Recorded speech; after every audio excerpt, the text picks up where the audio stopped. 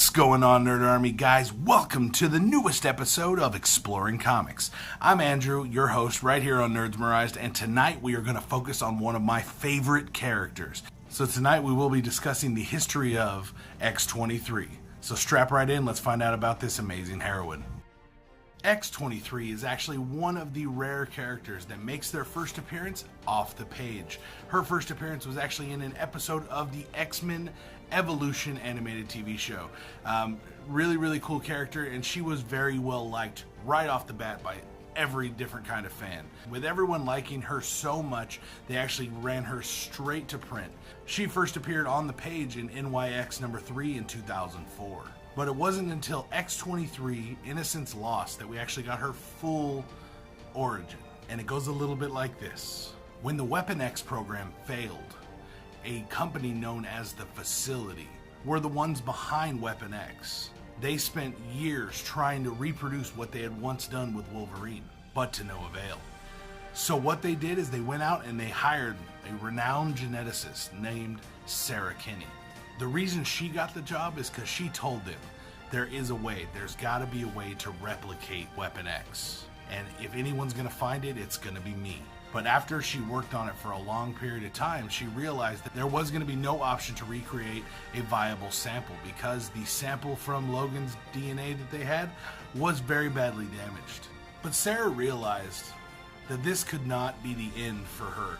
There had to be a way they can do this. So she does what a winner would do, and she finds a way.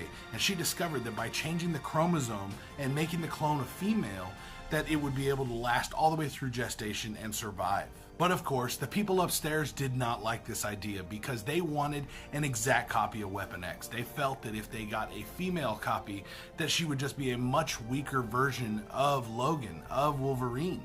And they could not have the final weapon be such a weak female version. But Sarah didn't care what her bosses thought. She knew she was right. And after 23 attempts, she was finally able to get a perfect clone. The Facility was furious with Sarah, and to get back at her, Xander Rice, her boss, actually made her carry the child as her punishment. Sarah would carry the baby all the way through term for the next 9 months. And then once the baby's born, it kind of jumps ahead to when she's about 8 years old. In the story, it shows her sensei actually training her on how to be a genuinely accurate assassin and be one of the best killers ever trained. Sarah was told by the Facility to not treat her with any kind of respect, to treat her as a weapon. She is not a child. You need to realize that she's a weapon.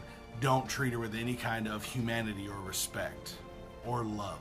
But again, Sarah didn't give two craps what they said. She wanted this child to realize that she was a human being. She was more than just a weapon. So Sarah would actually sneak into her room in the middle of the night pretty often and read Pinocchio to her to try to give her a little bit of a sense of a mother and a sense of right and wrong. Shortly after this, Rice would actually make X-23 go through radiation treatments to make her mutant powers manifest. Stressful condition equals power manifestation. After her powers manifested, her claws that were already there actually completely were coated in adamantium, just like Weapon X. But Xander Rice would not allow any anesthesia to be administered and made the child go through this insanely painful procedure with no anesthesia. She was also fitted with a trigger scent. So it was a scent that when she smelled, her brain automatically went into a raging frenzy. As good as X-23 was as an assassin and an operative for the Facility, Xander Rice had a hatred for her just because when he was a child, Logan, Wolverine, had actually killed his parents. Sarah had worked on a plan to break X-23 out because Xander had already had it planned and begun cloning an entire army of X-23s. And once Xander had all of those clones, he would no longer need her. So Sarah told X-23 to kill Xander Rice and kill all of the embryos. She actually was eventually able to kill Rice, but not before he rubbed some of the trigger scent on Sarah's lab coat, causing Laura to go into a frenzy of rage and kill Sarah. She killed her own mother. Laura was able to escape and actually found herself in New York, where she would eventually join the X-Men and meet the real Wolverine. With extremely hard training, she would eventually overcome the trigger scent. And with the death of Wolverine, she actually stood up to take on the mantle. And I actually have to say, I enjoy her as Wolverine. She's one of my favorite incarnations of Wolverine. She does such a great job, and it's such an entertaining story. So, Nerd Army guys, what'd you guys think about X-23? Did you like her? What'd you think about her starting on screen just like Harley Quinn did and then making her way to comics? You guys all love Harley. I love X-23 because of that too. So guys, let me know what you guys thought about her in the comments down below, guys. Also, if you have any other characters you'd like to see a history of for, make sure to put them down in the comments down below. And guys, like always, make sure you hit that like thumbs up button on this video, and make sure you smash that subscribe button to keep up with me and all the other videos I do every single week, guys. But let me know what you guys thought about X-23, and next time we will actually be focusing on Arsenal. Yes, Roy Harper, Arsenal.